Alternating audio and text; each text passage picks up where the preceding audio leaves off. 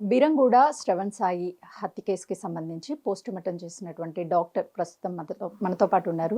Sir చెప్పండి, body ఏ టైంకి వచ్చింది, ఎన్ని గంటలకి పోస్టుమార్టం పూర్తయింది? నాకు మా సూపరింటెండెంట్ చెప్పాడు అరౌండ్ 2-2:30కి అట్లా పోస్ట్‌మార్టం ఉందని చెప్పాడు యాక్చువల్‌గా. కానీ మాకు పోలీసు వాళ్ళు ఇన్‌క్వెస్ట్ అని పంచనామా అంటారు కదా! తీసుకొచ్చింది అరౌండ్ నాకు 4:30-5 మధ్యలో చెప్పారన్నమాట.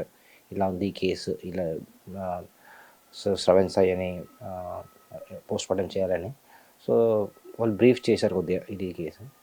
తర్వాత మేము పోస్ట్‌మార్టం అరౌండ్ 5 to 5:30 మధ్యలో స్టార్ట్ చేసాము. నార్మల్గా ఫైండింగ్స్ అని రాసుకున్నాం. వాట్ ఎవర్ ఇంపార్టెంట్ పాయింట్స్ ఏమేమి ఫైండింగ్స్ ఉన్నాయని రాసుకున్నాము. అవి ఇంకా మీకు తర్వాత దాంతోపాటు కొద్దిగా విజరా ఉంటుంది కదా మనకు, అవి కూడా కలెక్ట్ చేసుకున్నాము. సో అది ఫారెన్సిక్ ఎక్స్పర్ట్తోని హెల్ప్తో ఇంకా మనకు యూస్ఫుల్ ఉంటుంది అనమాట. ఇంకా డయాగ్నోసిస్కి ఈజీగా ఏంటి, what is the cause of death అని ఇంకా క్లియర్గా తెలుస్తుంది అనమాట. అది శ్రవణ్ సాయి డెడ్ బాడీ మీద ఎక్కడెక్కడ గాయాలు ఉన్నాయి, ఎలాంటి గాయాలు ఉన్నాయి? ఎక్కువ గాయాలని చెప్తే మనకు సూపర్ఫిషియల్గా కనిపించేటి బ్యాక్ ఉంది. చిన్న చిన్న గాయాలు చేతికి ఉన్నాయి యాక్చువల్గా. చూస్తుంటే మనకు అంత పెద్ద సీరియస్ ఇంజరీస్ ఏమి అనిపించలేదు యాక్చువల్గా. హెడ్ ఇంజరీ కూడా లైట్గా ఉంది మనకు. పైన హెడ్ ఇంజరీ కూడా ఉంది, కానీ బయటికి ఎక్స్టర్నల్ బ్లీడింగ్ అయితే ఏం కనిపించలేదు. ఫర్దర్గా మేము పోస్ట్‌మార్టం చేస్తూ ఉంటే కొన్ని ఫైండింగ్స్ కనిపించాయి, అవి నోట్ చేసుకున్నాము.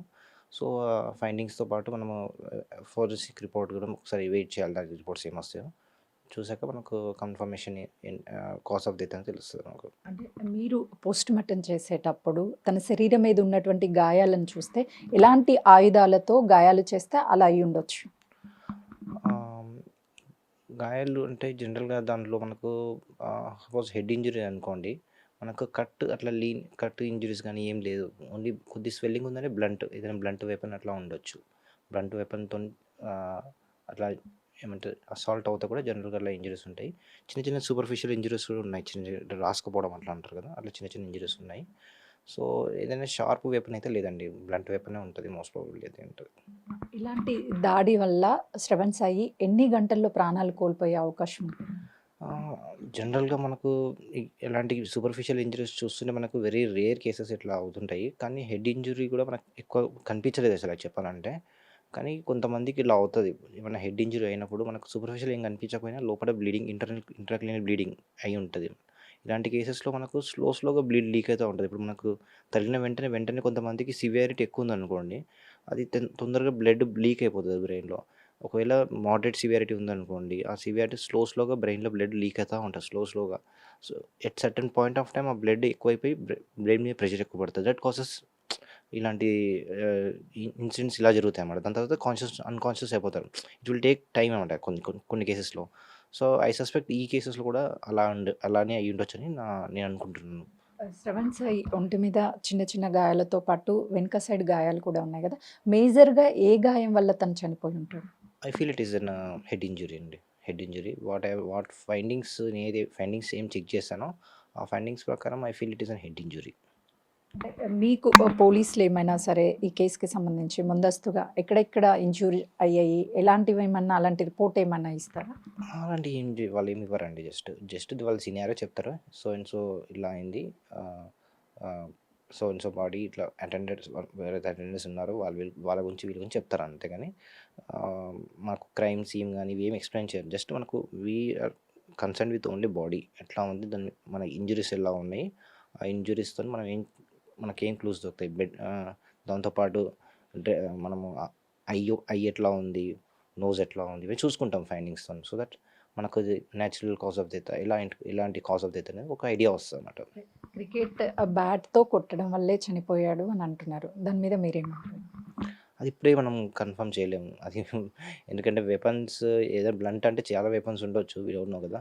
అది క్రైమ్ సీన్ ఎలా ఉంది దాన్ని బట్టి చెప్పనీకి వస్తది మనకు యాక్చువల్‌గా ఆధారం బట్టి.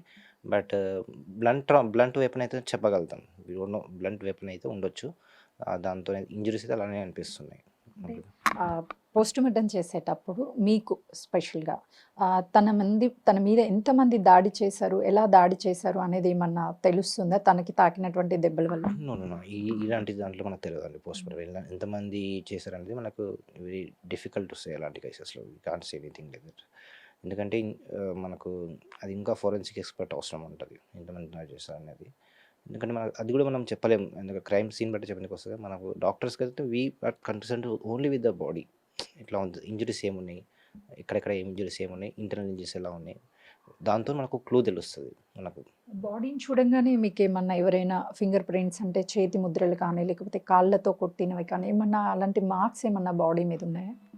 మార్క్స్ అలాంటివి స్పెసిఫిక్గా అట్లా ఏం లేవండి. మార్క్స్ అయితే జనరల్ మొత్తం డ్రెస్ వేసుకున్నాడు అతను. సో ఎలాంటి మనకు గోర్లు తను గీయడం కానీ అట్లాంటివి అయితే ఏం కనిపించలేవు. సో ఓన్లీ మనకు సూపర్ఫిషియల్ ఇంజరీసే కనిపించినాయి. అది కూడా చిన్న అబ్రేషన్స్ రాసుకుపోయినట్టు కాళ్ళ చేతులు అట్లా ఉన్నాయి.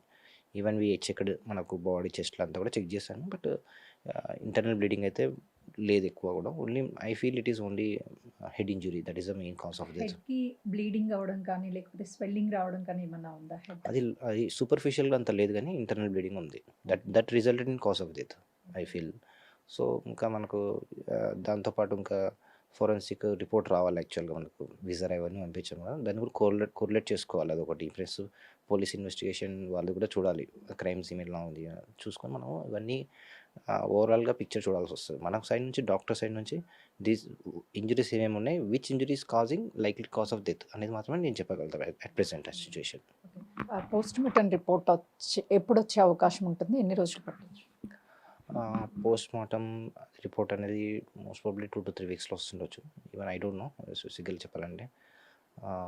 రిపోర్ట్ వచ్చాక will get to know if there is any other significant ఏదైనా పాయిజనింగ్ ఉందా, we don't no some times. But certain ఎప్పుడు ఇంజురీ అని తెలీదు. నాకు తెలిసినంత వరకు around 3 o'clock night, morning 3 o'clock hospital తీసుకెళ్ళాలని చెప్పారు. బట్ ఎప్పుడే అసాల్ట్ అయింది ఇవన్నీ మనకు అంత తెలియదు అన్నమాట. చూడాలి అవన్నీ ఇన్వెస్టిగేషన్స్లో తెలుస్తాయి. బట్ అయితే నిన్న జరిగినటువంటి ఘటన బీరంగూడలో శ్రవణ్ సాయిని చనిపోయిన వెంటనే కూడా హాస్పిటల్కి తీసుకొచ్చిన తర్వాత పోస్ట్ మార్టంకి కొంత టైం పట్టింది. రిపోర్ట్స్ కూడా రావాల్సింది.